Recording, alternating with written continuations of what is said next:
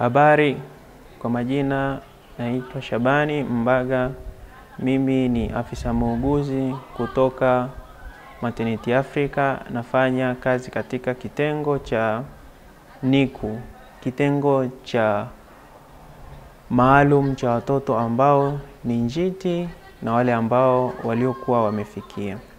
Hasa leo tutazungumzia ni jinsi gani ya wazazi kushirikiana na wauguzi na madaktari katika kutoa ushirikiano baina ya hizi timu mbili katika kumwangalia mtoto huyu akiwa katika kitengo maalum hichi ambacho ni NICU.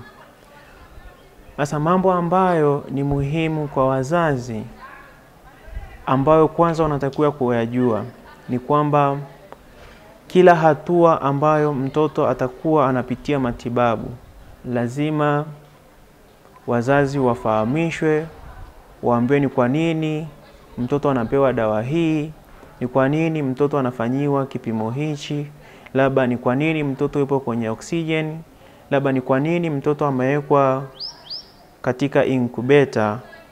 Kwa mfano wale watoto ambao wanazaliwa kuanzia wiki 32 kushuka chini, mara nyingi bado wanakuwa hawajakuwa vizuri, kwa hiyo wanahitaji kuwekwa kwenye incubator.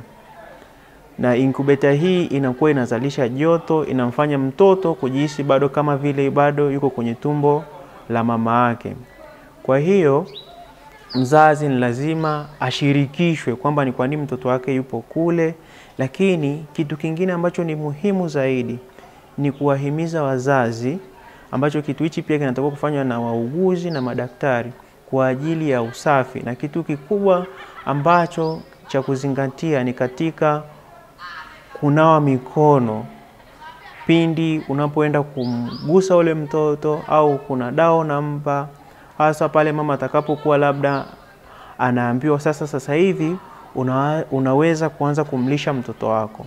Kwa hiyo ni lazima mama afundishwe na ambiwe ni jinsi gani ya kumlisha mtoto wake.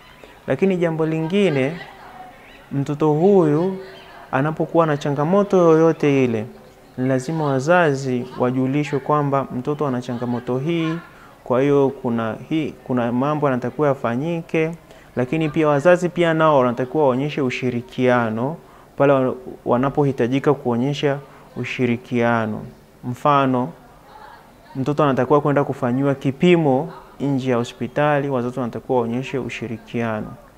Lakini ushirikiano mwingine, mama anatakiwa akili yake itulie, asiwe na mawazo mengine ya nyumbani. Kwa hiyo inahitaji familia zaidi kumfanya mama relax, ajihisi kwamba na yeye amepata mtoto, hata kama ni njiti, lakini siku moja itafika ataruhusiwa mtoto wake akiwa mkubwa, akiwa hatumii tena oksijeni, akiwa hatumii dawa yoyote ile, labda tu kama atakuwa anatumia zile dawa ambazo tunasema ni kama dawa lishe, kwa mfano kama zile za kuongeza damu wanatumia kwa mwaka mzima. Kwa hiyo hivi ni vitu vyote ambavyo wazazi watakuwa wanajulishwa na kuambiwa kila siku, kutokana na hatua ya mtoto kutoka sehemu moja kwenda ingine mpaka pale atakapo ruhusiwa.